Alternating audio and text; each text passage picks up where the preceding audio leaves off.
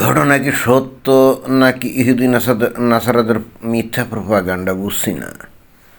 তো ঘটনা কি, ঘটনা হচ্ছে তো ওই যে ইরানের যে আন্দোলন সংগ্রাম যেটা চলছে অলরেডি মনে হয় যে এখন 13 দিন পারে 14 দিনে পড়লো নাকি।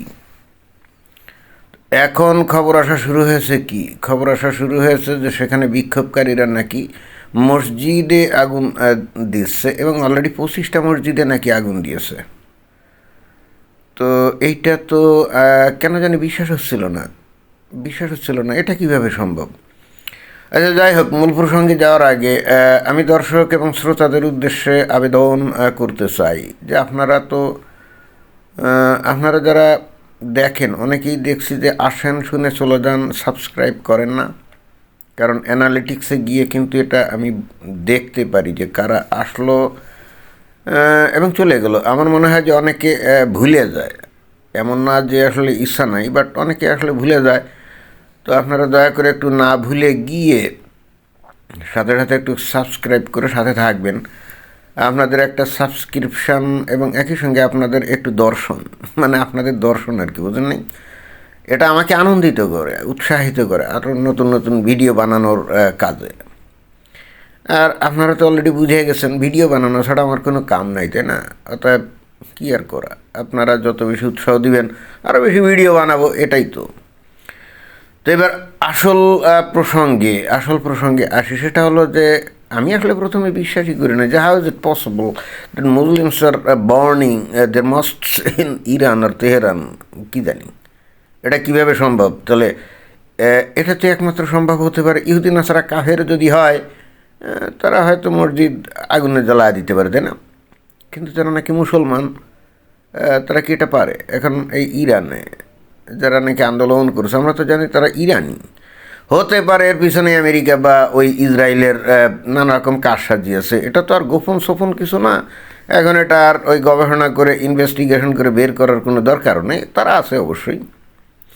বাট রাস্তাঘাটে আগুন জ্বালানোতে এই লোকগুলো তো ভাই ইরানি, এরা তো আর ওই ইসরায়েলের ইহুদি না বা আমেরিকার কোনো লোকজন না। ওরা খেয়ে দেয়, কাম আছে ওইখানে, জীবন দেওয়ার জন্য আসবে। এত ভাই, এই যে মনে করেন যে আমেরিকার সিআইএ বলেন, তারপরে মনে করেন যে ইসরায়েলের কি মোসাদ, হ্যাঁ ওদের এজেন্টরা অনেক শক্তিশালী, এটা ওটা সেটা নানা রকম। বাট একেবারে খোদ ইসরায়েল অথবা আমেরিকার লোকজন এসে এই আমেরিকার মধ্যে ঢুকে, ওই আমেরিকা বলছি ইরানের মধ্যে ঢুকে কিছু করবে, ভাই এটা কোয়াইট ইম্পসিবল। তারা অবশ্য ইরানের ভিতরে লোকজন রিক্রুট করে থাকতে পারে, কিন্তু কাদেরকে রিক্রুট করবে? তারা তো মমিন মুসলমান নাকি, যদিও অবশ্য শিয়া তা তো মমিন মুসলমান, রাইট? তো তারাই তো। এখন যদি আমি ধরে নেই যে পয়সার বিনিময়ে কিছু লোক এই কাজটা করছে, তাহলেও এটা কীভাবে বিশ্বাস্য? এবং ঘটনা যদি হয়েও থাকে, তাহলে এটা আসলে কী প্রমাণ করে? মুমিন মুসলমানরাই যদি পয়সাকে, ইহুদি নাসারা কাফেরদের কাছ থেকে পয়সাকে যদি মসজিদে আগুন দেয়, যেটা নাকি মুসলমানরা কঠিনভাবে বিশ্বাস করে এটা আল্লাহর ঘর, আল্লাহর অবস্থান, তাই না? তো সেই জায়গাটা পুড়ে দাউ দাউ করে জ্বলে পুড়ে সরখার হয়ে যায়, আল্লাহ নিরুত্তাপ বসে থাকে, পলক দৃষ্টি দিয়ে তাকিয়ে থাকে, কোনো কিছুই করে না। তাহলে এখন এই এই দৃষ্টান্তে ইহুদি নাসারা কাফের, আচ্ছা ইহুদি নাসারা কাফের বাদ দেন, উটকো নাস্তিক যেগুলো আছে সারাক্ষণ মনে করেন ইসলামের পিছনে লেগে থাকে, নবীর পিছনে লেগে থাকে, তারা তো এখন ফাল দিয়ে এসে কী বলবে জানেন? এই তোমাদের ইসলাম নাকি সত্য ধর্ম, তোমার আল্লাহ নাকি গোটা দুনিয়ার সৃষ্টিকর্তা, হজরত মোহাম্মদকে নাকি আল্লাহ প্রেরণ করছে। তো তাই যদি হয়, তোমরাই তো বিশ্বাস করো এই মসজিদ হলো আল্লাহর ঘর, আল্লাহ এর রক্ষণাবেক্ষণ করে, তো এই মসজিদে পড়ায় দিচ্ছে, তো আল্লাহ তো কই রক্ষা তো করে না। তার মানে তোমার আল্লাহ মিথ্যা, তোমার নবীর নবুয়ত তো মিথ্যা, অর্থাৎ ইসলামটা পুরো মিথ্যার উপর প্রতিষ্ঠিত। এটাই কি উটকো নাস্তিকরা বলবে না? তখন মমিন মুসলমানরা কি যুক্তি দিবে বলেন? তখন যে কথাই দিয়ে তারা যুক্তি দিক না কেন, এটা কিন্তু পার পাবে না। কেন পাবে না জানেন? কারণ এই একই মুমিন মুসলমানরা অন্য ধর্মের অসারতা প্রমাণ করার জন্য কিন্তু এই যুক্তি দেয়। যেমন উদাহরণস্বরূপ এই যে এই খ্রিস্টানদের গির্জায়, সেখানে তো ওই যে যীশু খ্রিস্টের মূর্তি বা ওই যে ক্রুশ এগুলো, বা ক্রুশ, তো এগুলো থাকে। তারপরে বুদ্ধিস্টদের যে টেম্পল, তার মধ্যে যে গৌতম বুদ্ধের যে আবক্ষ মূর্তি, এটা থাকে। আর হিন্দুদের মন্দিরে তো দেবদেবীর মূর্তি প্রতিমার তো অভাব নেই, তাই না? তো এই সমস্ত জায়গায় বাংলাদেশে তো আমরা দেখি যে বিশেষ করে বাংলাদেশে যে হিন্দুদের মন্দিরে ঢুকে এই যে এই তৌহিদি জনতা, মুমিন মুসলমান ইমানদার বান্দা, তারা কি করে? তারা সেখানে ঢুকে ওই মূর্তি টুর্তি ভেঙে চুরে খান খান করে দেয়, তারপরে ওখান থেকে ভেগে যায়। পরের দিন খবরে আসে যে কিছু দুষ্কৃতকারী এই কাজটা করছে। দুষ্কৃতকারী কারা এটা কিন্তু পাবলিক জানে, বাট কেন দুষ্কৃতকারী বলে কে জানে। বাট এই ঘটনার প্রেক্ষিতে ওয়াজে হুজুররা, এমনকি আমি ইয়েকেও দেখছি, ডাক্তার জাকির নায়ককেও দেখছি, সে বলে যে হিন্দুদের দেবদেবতা, তাদেরকে এই যে অনেক সময় দুষ্কৃতকারীরা ভেঙে চুরে খান খান করে ফেলে, এবং এমনভাবেও বলে যে সেখানে তো অনেক সময় কুত্তা ঢুকে প্রস্রাব করে দেয়। কই, দেবদেবতা তো তাদের ইজ্জত বাঁচাতে পারে না, তাই না? তো এই যদি পরিস্থিতি, তাহলে এরা কিভাবে হিন্দুদের জীবন বাঁচাবে? ভাই, আপনি যুক্তিতে কিন্তু আটকে গেলেন। যে যুক্তি দিয়ে আপনি হিন্দুদের ধর্মকে ভুয়া প্রমাণ করেন, খ্রিস্টানদের ধর্মকে ভুয়া প্রমাণ করেন, এই যে খ্রিস্টানদের ব্যাপারে আমরা দেখলাম কি, এই যে এইবারই তো ওই যে ভারতে বিভিন্ন জায়গায় দেখলাম যে ওই যে তারা কী করলো, ওই গির্জায় ঢুকে তারা ক্রিসমাস ট্রি ভেঙে চুরে খান খান করলো, তারপরে ক্রুশ ভেঙে চুরে খান খান করলো না, করলো তো। তো কই, যীশু খ্রিস্ট এসে তো থামায় নাই, বা তার ঈশ্বর গড এসেও তো থামায় নাই। তো তাহলে ঘটনা আসলে কি প্রমাণ করে বলেন? তাহলে ঘটনা প্রমাণ করে যে এই যিশুও ভুয়া, হিন্দুদের দেবদেবীও ভুয়া।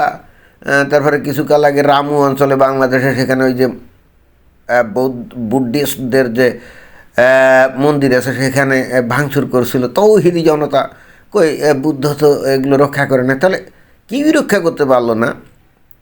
এটা কিন্তু মুসলমানরাই যুক্তি দেয়, প্রতিনিয়ত যুক্তি দেয়। তো ভাই মুমিন মুসলমান, এইবার আপনারা কি বলবেন? এই যে এখন এই মুমিন মুসলমানরাই তারা এই যে মসজিদে আগুন দিচ্ছে, পুড়ে সরকার হয়ে যাচ্ছে, আল্লাহর ঘর। আপনারা বিশ্বাস করেন আল্লাহ কই? কিছুই তো করতে পারে না। তো যে যুক্তি দিয়ে ইসলাম ধর্ম ভুয়া হয়, সেই একই যুক্তি দিয়ে কি এখন ইসলাম কি প্রমাণিত হয় বলেন তো? মাথা আসছে কিছু?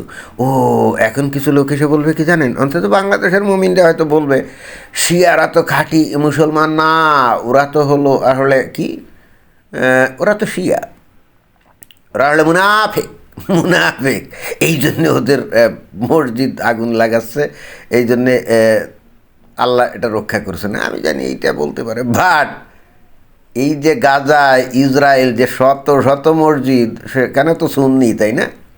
এবং গাজার হামাসের চাইতে আপনি বড় মুসলমান না, কারণ হামাসরা একেবারে জেনুইন জিহাদি, 100% জিহাদি। They have sacrificed their life for the sake of Islam, and they have sacrificed their life with the battlefield, right?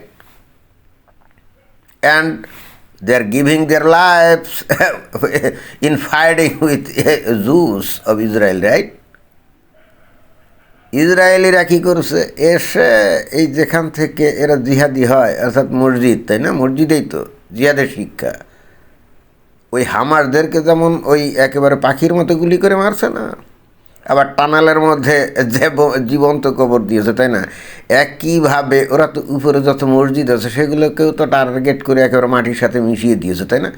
একবার একটা রিপোর্টে দেখছিলাম যে কয়েকশো মসজিদ নাকি মাটির সাথে গুড়িয়ে দিয়েছে এই ইসরায়েল।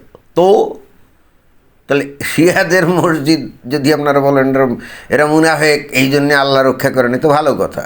হামাসের চাইতে খাঁটি ইমানদার বান্দা তো এই দুনিয়ায় নাই, তো তারা তো সুন্নি। তাদের মসজিদ যখন এই ইসরায়েল ভাঙলো, বোমা মেরে উড়িয়ে দিল, তখনও তো আল্লাহ চুপচাপ ছিল। সো এবার বুঝতে পারছেন, যে যুক্তি আপনারা অন্যের উদ্দেশ্যে দেন, সেই যুক্তি আপনাদের উপরে যখন প্রয়োগ করা হয়, ফলাফল কিন্তু একই।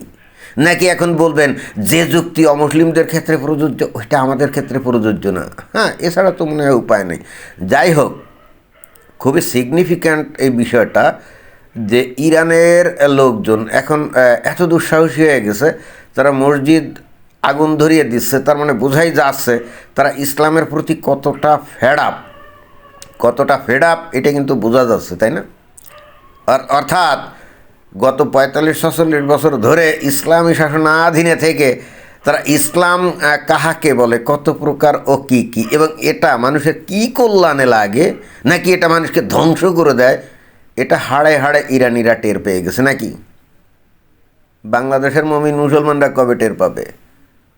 আমি জানি টের পাবে না যতক্ষণ না বাংলাদেশে ইসলামী শাসন চালু হবে এবং মিনিমাম 5-7-10 বছর ইসলামী শাসনের অধীনে বাংলাদেশের মানুষ যতদিন না থাকবে ততদিন পর্যন্ত এরা কিন্তু এইটা বুঝবেন না।